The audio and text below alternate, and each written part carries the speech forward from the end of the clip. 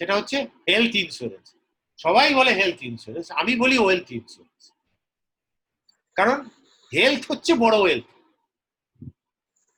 ফ্রিতে পাওয়া ওয়েলথ আমাদের। তো আজকে এই ওয়েলথটা হেলথ আমরা ফ্রিতে পেয়েছি বলে আমরা এটাকে ইগনোর করি, কিন্তু এটা একটা সব থেকে বড় ওয়েলথ আমাদের। এখানে অনেকে বলেন হেলথ ইন্স্যুরেন্সকে মেডিক্লেম ইত্যাদি, যাই বলুন ব্যাপারটা মোটামুটি একই। দেখুন, মানে আমি যেটা এইমাত্র বললাম যে হেলথ, অনেকে ধনী হওয়ার জন্য হেলথকে রিস্ক রেখে ছুটছে, কখন খাচ্ছি কখন কি, টাইম নেই, করবো কি, আমি কিছু করার নেই। কিন্তু হেলথ হচ্ছে ওয়েলথ অফ দ্য ওয়েলথ। তো এটার ব্যাপারে এতটা ক্যাজুয়াল হলে পরে খুব মানে ভুগতে হতে পারে। দেখুন আজকে যে সিচুয়েশনটা এসছে এই কোভিড-19-এ, এখানে কি ইনফেকশন একটা বড় ভয়। প্রেজেন্ট সিনারিও থেকে হেলথ চ্যালেঞ্জটাই মেল চ্যালেঞ্জ। চ্যালেঞ্জটা কি? ইনফেকশন। আফটার লকডাউন, লকডাউন তো একদিন মিটবে না, মিটেও তো মিটিয়ে দিয়েছে। তো এবার এখানে এই লকডাউন পিরিয়ডের মিটে গেলে আমাদের তো কাজে বেরোতে হবে, কাজ না করলে খাবো কি?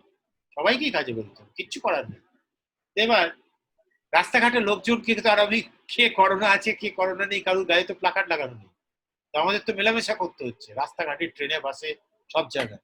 তাহলে এবার সেখান থেকে আমরা কি করে কি করবো, সেখান থেকে আমরা কিভাবে কি চলবো, কিছু করার নেই, তাই নাকি? এবার কি তার ভয়ে কি আমরা বাড়িতে বসে থাকবো? সেটাও তো সম্ভব না। একজন ব্যক্তি যদি কোনো কারণে অ্যাফেক্টেড হয় তাহলে টোটাল ফ্যামিলিটাই ডেঞ্জারে পড়ে যাবে, তাই না? এবার এর চিকিৎসা খরচাও কিন্তু খুব বড় বেশি। এখন আমরা দেখছি যে বিভিন্ন, ধরুন আমাদের অনেক ক্লায়েন্টের অলরেডি চিকিৎসা হয়েছে এই করোনাতে, তাদের একটা ডেটা বলছি যে ইন্স্যুরেন্স কিন্তু খরচা লাগছে বেশ ভালো। এবং দেখবেন আপনারা শুনছিলেন যে বিভিন্ন প্রাইভেট হসপিটালগুলো নাকি কোভিড এর রুগী গেলে ডিনাই করছে। অ্যাকচুয়াল ভেতরের ঘটনা হচ্ছে ডিনাই করছে না, ওরা একটা প্যাকেজ করেছে, প্যাকেজটা করেছে 10 লাখ টাকা। তো অনেকজনই সেটাতে এগ্রি করছে না, আর না হলে এখন আবার করেছে ডেলি, ডেলি কেউ চাইছে 80,000, কেউ চাইছে 1 লাখ। নেক্সট টু ইম্পসিবল অনেকের ক্ষেত্রে। এখানে হিউজ এক্সপেন্ডিচার আজকে কোভিড-19 এর যে মানে ট্রিটমেন্ট কস্টে। এখানে দেখুন একটা বাংলা পেপারই বেরিয়েছে যে 20 ঘন্টার চিকিৎসার বিল 83,000 টাকা।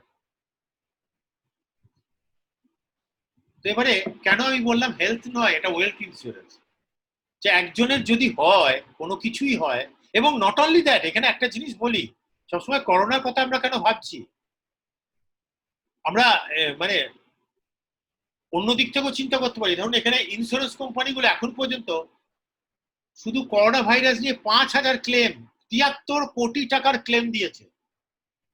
আইআরডিএ বলেছে 2 ঘন্টার মধ্যে কোভিড এর ক্লেমকে রিলিজ করতে।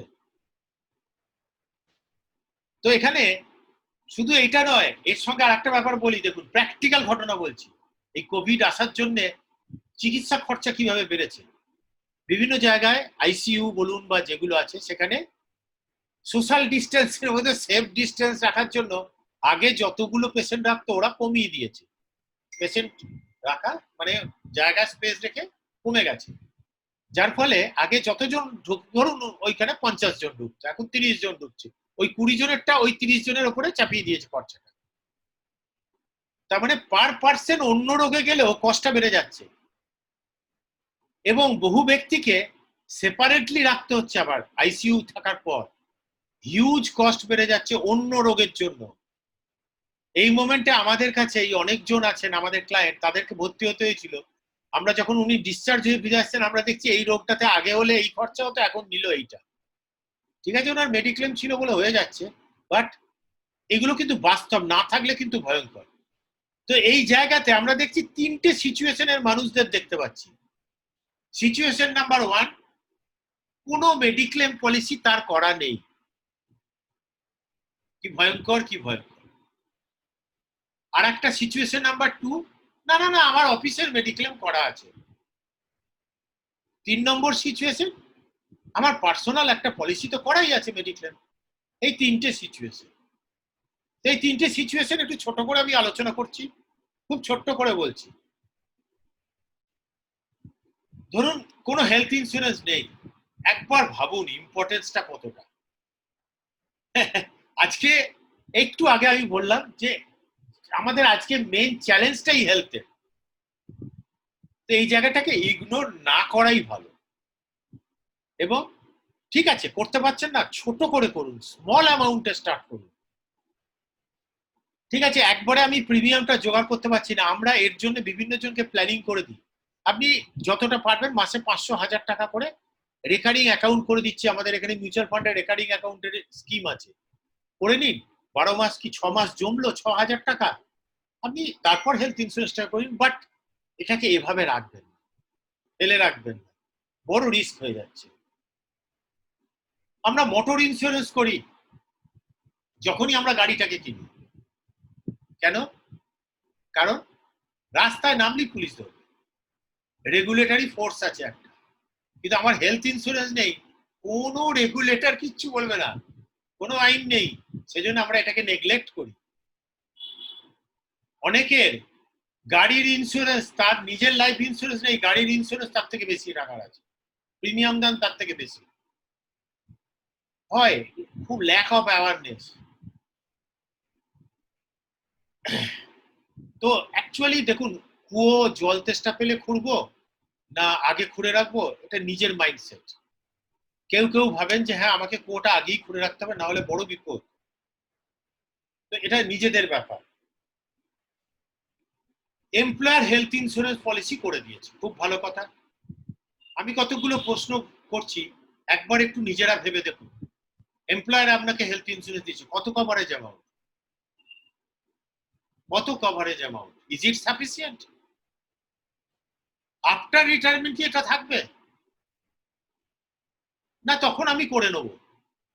আপনার ধারণা নেই হেলথ ইন্স্যুরেন্স বা কোনো ইন্স্যুরেন্স সম্বন্ধে। এটা মোবাইল নয় বা একটা গাড়ি কেনা নয় যে আমি দিলাম কিনে নিলাম। আমি হেলথ ইন্স্যুরেন্স করতে চাইছি, আমার হেলথ কন্ডিশন দেখে কেউ যদি আমার রিস্কটা না নিতে চায় কোনো কোম্পানি, আমি হেলথ ইন্স্যুরেন্স নিতে পারবো না। প্রচুর মানুষ হেলথ ইন্স্যুরেন্স নিতে পারেনি। কারণ ধরুন আমি বোঝাচ্ছি, ধরুন আমি একটা 10 লাখ টাকার হেলথ ইন্স্যুরেন্স পলিসি নিতে চাইছি, আমাকে প্রিমিয়াম দিতে হচ্ছে সে ফর এক্সাম্পল 20,000 টাকা। তো এবারে আমি 20,000 টাকা প্রিমিয়াম দিলাম, 4 মাস ধরে দিলাম, 4-20 80,000 টাকা দিলাম, তো এবার আমার কিছু হলো, আমাকে 10 লাখ টাকা দিতে হবে ওই যে যার কাছে আমি ইন্স্যুরেন্স করেছি তাকে। আমি দিয়েছি কত টাকা? 80,000 টাকা। রিস্ক কে বেশি নিয়েছে? যে আমার হেলথ ইন্স্যুরেন্স যে কোম্পানিতে করেছি তার সে। তাহলে সে আপনার রিস্কটা নেবে কিনা সেটা তার গাইডলাইন ওয়াইজ দেখে নেবে, যদি না হয় নেবে না। অনেক ডিজিজ অনেক কিছুর জন্য হেলথ ইন্স্যুরেন্স অ্যাকসেপ্ট হয় না। আপনি যখন রিটায়ারমেন্টের পরে বলছেন করে নেবো কি রিটায়ারমেন্টের জাস্ট আগে করে নেবো, আপনার ভাবনাটা ঠিক আছে, বাস্তবটা তা নয়। অনেক ক্ষেত্রে অনেক ডিজিজের জন্য অনেককে ওয়েটিং পিরিয়ড দেওয়া হয়। আপনি একটা কোম্পানিতে আছেন, এই কোম্পানিতে হেলথ ইন্স্যুরেন্স রয়েছে, আপনি কোম্পানি চেঞ্জ করলেন, আজকে তো কোম্পানি চেঞ্জ করাটা আপনি না চাইলেও চেঞ্জ হয়ে যাবে হয়তো। এবার যে কোম্পানিতে যাচ্ছেন সেই কোম্পানিতে হয়তো হেলথ ইন্স্যুরেন্স নেই, কি করবেন? বলবেন আমি করে নেবো। আপনার সুগার আছে, আপনি হেলথ ইন্স্যুরেন্স করতে গেছেন, ওরা বলছে আগামী 4 বছর আপনাকে কোনো ক্লেম দেবো না সুগার রিলেটেড কোনো ইস্যুতে। তাহলে কি হবে যদি ওই 4 বছরের মধ্যে কিছু হয়? যে টাকা কটা জমিয়েছি সে টাকা কটা বেরিয়ে যাবে, তাহলে পলিসি অ্যাকসেপ্ট হবে তো? এগুলোকে প্লিজ ক্যাজুয়ালি না নেওয়া উচিত। এমপ্লয়ার আমাকে আজকে পলিসি দিচ্ছে, এমপ্লয়ার আজকে আমাকে অনেক কিছু দিচ্ছে, কালকে যে কোনো সময় সে বন্ধ করে দিতে পারে, আপনি কিচ্ছু করতে পারবো না। বাট হেলথ ইন্স্যুরেন্সটা আমার জন্য দরকার। পোস্ট রিটায়ারমেন্ট পিরিয়ডে হিউজ প্রিমিয়াম লেগে যাবে আজকে যদি আপনি হেলথ ইন্স্যুরেন্স না করেন। তখন অনেকের বলছে যে তাদের রিটায়ারমেন্টের পরও তাদের কোম্পানি দেবে, কত টাকা দেবে, কত, তখন প্রিমিয়ামটা কত দিতে হবে? এখন তো এমপ্লয়ার অনেকটা প্রিমিয়াম দিয়ে দিচ্ছে, পুরোটাই দিয়ে দিচ্ছে, বা নিজের কিছুটা দিচ্ছে কিছুটা আপনার কাছে দিচ্ছে, তখন তো পুরোটাই আপনাকে দিতে হবে। আপনার চয়েসে তো ইন্স্যুরেন্সটা হয়নি, কত প্রিমিয়াম দিতে হবে? এগুলো প্লিজ প্ল্যান করুন, এক্সপার্টের সঙ্গে কথা বলুন। এবার আর একটা সিচুয়েশন হচ্ছে অলরেডি আমার পলিসি আছে, খুব ভালো কথা। আমি বলবো একবার পলিসিটাকে রিভিউ করে নিন যে কত কভারেজ অ্যামাউন্ট দেওয়া আছে। একটু আগে বললাম ইনসাফিসিয়েন্ট কভারেজ অ্যামাউন্ট থাকা আর পলিসি না থাকা এক ব্যাপার। কোনো কোপে ক্লজ নেই তো। কোপে মানে পলিসি আপনি করে নিয়েছেন, আপনি ভাবছেন আমার 3 লাখ টাকার পলিসি আছে, পলিসিতে আছে 30% কোপে, মানে আমি যদি ভর্তি হই, আমার যদি 3 লাখ টাকা ক্লেম হয়, তাহলে 70% দেবে ইন্স্যুরেন্স কোম্পানি, 30% আমায় দিতে হবে। আমি জানি না আমার পলিসিতে ওইরকম একটা ক্লজ নাকি ঢুকে আছে ওর মধ্যে। কোনো ক্যাপিং নেই তো। ক্যাপিং হয় অনেক কিছুর উপরে, রুম রেন্টের উপরে ক্যাপিং হয়, ডিজিজের উপরে ক্যাপিং হয়, যে আমার লেখা আছে আমার পলিসিতে যে আমাকে এই এই ডিজিজের উপরে এত % ক্লেম দেবে। আমি জানি না। রুম রেন্টের উপরে একটা ক্যাপিং লাগানো আছে, আমি জানি না। আমি দেখেছি প্রিমিয়ামটা সস্তা হয়েছে বাজারে, এরা নাকি অনলাইন থেকে দেখে নিচ্ছি, এরা নাকি ক্লেম পার্সেন্টেজ ভালো, সব eyewash. Pre existing disease PED cover করছে তো পলিসিটা? হসপিটালাইজেশন করার আগে কতদিন কভারেজ দেবে? আমি যে ওষুধ ফষুধ খাবো হসপিটালে ভর্তি হওয়ার আগে দেবে সেই পলিসিটা, সেটা দেখতে হবে। হসপিটালে ভর্তি হওয়ার পর ফিরে এলাম বাড়িতে, ওই পলিসি আমার পলিসি আমাকে খরচ দেবে? আমার কোনো ক্লেম হচ্ছে না, আমাকে কোনো বোনাস দেবে? কতটা দেবে? হেলথ চেক আপ ফেসিলিটি আছে আমার পলিসিতে? এইগুলো দেখা দরকার। এক বছরে ধরুন আমি 5 লাখ টাকার পলিসি করে রেখেছি, আমাদের 3 জনের ফ্যামিলি মেম্বারে 5 লাখ টাকা করা আছে। এবার এই করোনার সময়তে কোনো একজনের হলো 5 লাখ টাকা হাওয়া হয়ে গেল, একজন ইউজ হয়ে গেল, কি হবে এবার বাকিদের? আপনার পলিসিটা কি সেইটা ফিচার্সটা নেওয়া আছে? এই জিনিসগুলোকে দেখে নাও। পলিসি করা আছে, মেন্টাল স্যাটিসফ্যাকশন দেখে কোনো লাভ নেই, ফুল প্রোটেকশনটা থাকা দরকার। এইগুলো নিয়ে জেনে নিতে চাইলে আমি বললাম যেগুলো নাম, ফোন নাম্বার দিন, আরো ডিটেল পাঠাবো, প্লাস আমাদের টিমের সঙ্গে কথা বলুন, আপনার পলিসি যে পেপারটা আছে দেখান, সব কিছু বুঝিয়ে দেবে। একটা কেস স্টাডি বলছি, ধরুন কিভাবে আপনি বলবেন যে আমি পলিসি কভারেজ যে বাড়াবো, এ তো প্রচুর টাকা প্রিমিয়াম দিতে হবে, কি করে দেবো আমি? ধরুন আপনার একটা পলিসি করা আছে যার মানে ধরুন প্রিমিয়াম হচ্ছে 5,000 টাকা, কভারেজ আছে 3 লাখ টাকা। তো এবারে 3 লাখ টাকা কভারেজ, 5,000 টাকা প্রিমিয়াম, এবার আপনাকে প্ল্যানিং করা হলো যে 25 লাখ টাকা কভারেজ নেওয়া দরকার। তখন দেখবেন যে 25 লাখ টাকা কভারেজ আসছে, 7,000 টাকা প্রিমিয়াম, তাহলে 3 লাখ টাকায় আসছিল 5,000, 25 লাখ টাকায় 7,000, কি করে হলো এটা? দিস ইজ প্ল্যান, এটাই প্ল্যানিং। তো এর জন্য আপনাকে কথা বলতে হবে, জানতে হবে, তবে হবে প্ল্যানিং। তাহলে আপনাকে এক্সট্রা দিতে হলো কত? 5,000, 7,000, 2,000 টাকা এক্সট্রা দিতে হলো, আপনার কভারেজ 3 লাখ থেকে 25 লাখ বেড়ে গেল, তাই তো? তো এরকম মানে কি বলবো, অনেকভাবে প্ল্যান করা যায়। ধরুন আলাদা একটা বলছি, আপনি 1,10,00,000 টাকা কভারেজ নিতে পারেন, 1,10,00,000 টাকা, ঘাবড়াবেন না, আমি কিন্তু সত্যি বলছি দিতে পারেন। এখানেই যারা আমাদের এই মিটিংটা শুনছেন তাদের মধ্যেই অনেকে আছেন যাদের এই 1,10,00,000 টাকার কভারেজই আছে। প্রিমিয়াম হার্ডলি 7,500 টাকা, এজ ওয়াইজ এটা ডিপেন্ড করে। বছরে এই টাকাটা, এত টাকা কভারেজ দিতে পারেন, দিস ইজ প্রোটেকশন। বুঝতে পেরেছেন কথাটা কি? আমি এখানে একটা দেখাচ্ছি, ধরুন এটা অন্যের পলিসি দেখাতে পারবো না বলে আমি আমারটা, আমাদের নিজেদেরটা দেখাচ্ছি এখানে। আগের দিন দেখিয়েছিলাম, আগের দিন দেখাতে পারিনি কারণ এই প্রবলেম হয়েছিল চুল। এখানে দেখুন নাম দেখুন, অরিত্র রায়, মানে এটা আমার ছেলে, আমি অন্যের তো দেখাতে পারি না, সেই জন্য এটা এখানে দেখাচ্ছি। দেখুন 10 লাখ টাকার বেসিক সাম অ্যাসিওর নেওয়া আছে, 10 লাখ টাকা প্রিমিয়াম পড়েছে কত? 10 লাখ টাকায় ওড়ে যেতে 8,000 সামথিং, 9,579 টাকা, ক্লিয়ার? এবারে একটা সুপার টপ আপ পলিসি নেওয়া হয়েছে ওই 10 লাখ টাকার উপর থেকে সুপার টপ আপ পলিসি, মানে কি বেসিক পলিসি আমার 10 লাখ টাকা কভারেজ, আমি আর একটা পলিসি ওর নামে করে দিয়েছি যেটা 1 কোটি টাকা কভারেজ দেবে। মানে যদি কোনো কারণে আমার কোনো ভর্তি হতে হয় বা কোনো একটা কারণে ক্লেম হয়, তাহলে ধরুন বোঝাচ্ছি ক্লেম হয়েছে 30 লাখ টাকা, তাহলে ওই যে প্রথম যে 10 লাখ টাকার পলিসিটা করা আছে ও দেবে 10 লাখ টাকা ক্লেমটা দিয়ে দেবে, রেস্ট যে 20 লাখ টাকা, মানে 30 লাখ টাকা ক্লেম হয়েছে, বাকি যে 20 লাখ টাকা ওটা দেবে এই টপ আপ পলিসিটা, সুপার টপ আপ পলিসি। বোঝা গেছে? তাহলে এই সুপার টপ আপ পলিসিটা প্রিমিয়ামটা হয় খুব কম।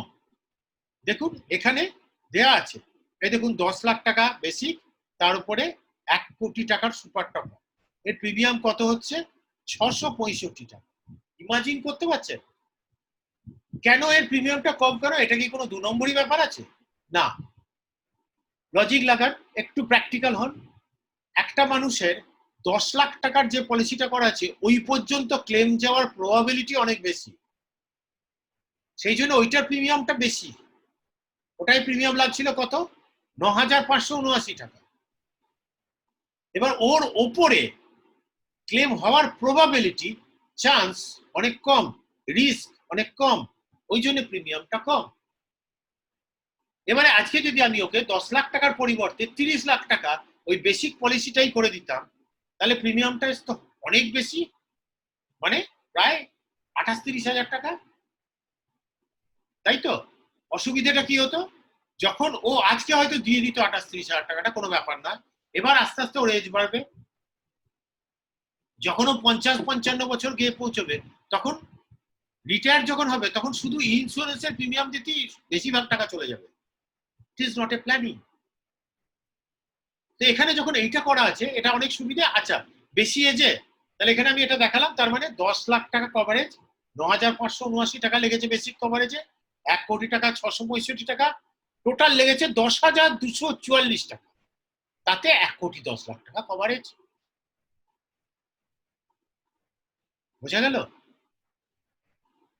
এবারে আচ্ছা, ওর তো এজ কম ওই জন্য এরকম হয়েছে। চলুন আমারটা দেখাচ্ছি। এই দেখুন এখানে লেখা আছে অশোক রায়, গীতিকা রায়, আমাদের দুজনে। দেখুন বেসিক লেখা আছে 1 কোটি, এই 10 লাখ টাকা। এই যে এটা যে এটা আছে এটা হচ্ছে কি ওই বোনাস জমেছে।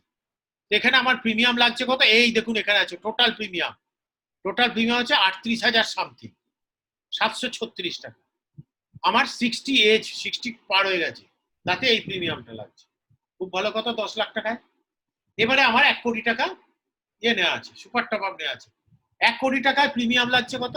1,991 টাকা। ইমাজিন করতে পারছেন এই এজে 1 কোটি 10 লাখ টাকায় আমার প্রিমিয়াম লাগছে, দেখুন 10 লাখ টাকার জন্য 38,000 সামথিং, 1 কোটি টাকার জন্য 1,991, দুটো মিলিয়ে 40,000 টাকা দিয়ে আমি 1 কোটি 10 লাখ টাকা কভারেজ পাচ্ছি। এবার যদি আমার ওইটা প্রথম থেকে করা থাকতো 10 লাখ টাকার বদলে 25 কি 30 লাখ টাকা, আজকে আমাকে কত টাকা প্রিমিয়াম দিতে হতো? 10 লাখ টাকায় লাগছে কত? 38,000 টাকা। তাহলে আমি যদি ওটা 30 লাখ টাকা মিনিমাম, তো আজকের যুগে বেশি কভারেজ রাখতে গেলে তাহলে আমাকে যদি 30 লাখ টাকা করতে চাই, তাহলে আমাকে ওখানে কত হবে? লাখখানেক টাকা চলে যাবে, পসিবল নয়। বোঝা যাচ্ছে? তাহলে কভারেজ বাড়ানো নয়, ডোন্ট গিভ ইম্পর্টেন্স। আমি বারবার বলছি, সব ক্ষেত্রে বলি, আবার বলছি, প্রোডাক্টের দিকে নজর দেবেন না। কোন প্রোডাক্টটা, কোন কোম্পানি, প্রিমিয়ামের দিকে নয়, ফিচার্সের দিকে নয়, অনলি প্ল্যানিং, অনলি প্ল্যানিং। কেন সেটা আমি বোঝানোর চেষ্টা করলাম। আমার ইন্ডিভিজুয়ালের ইনকাম সবকিছুর উপর ডিপেন্ড করবে আমার প্ল্যানিং। একজনের প্ল্যানিং আর একজনের প্ল্যানিং তো এক হবে না কখনো, দুজনের প্ল্যানিং তো কখনোই এক হবে না।